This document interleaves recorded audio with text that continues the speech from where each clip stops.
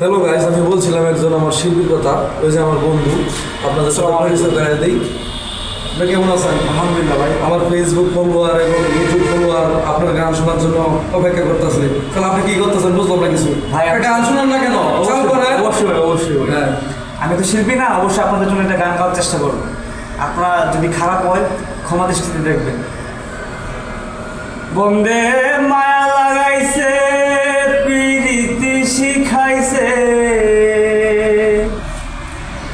বন্দে মায়া লাগাইছে, প্রীতি শিখাইছে, দেওয়ানা বানাইছে, কি জাদু করিয়া বন্দে মায়া লাগাইছে, কি জাদু করিয়া বন্দে মায়া লাগাইছে, বন্দে মায়া লাগাইছে, প্রীতি শিখাইছে, বন্দে মায়া লাগাইছে, প্রীতি শিখাইছে, দেওয়ানা বানাইছে, কি জাদু করিয়া বন্দে মায়া লাগাইছে, কি জাদু করিয়া বন্দে মায়া লাগাইছে।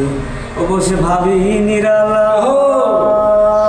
হে আগে যদি জানিতাম বন্ধু পীড়িতের জ্বালা, অবশ্য ভাবি নিরালায়, আগে যদি জানিতাম বন্ধু পীড়িতের জ্বালা, হাই গো ইটের বাটায় কয়লা দিয়া আগুন জ্বালাইছে,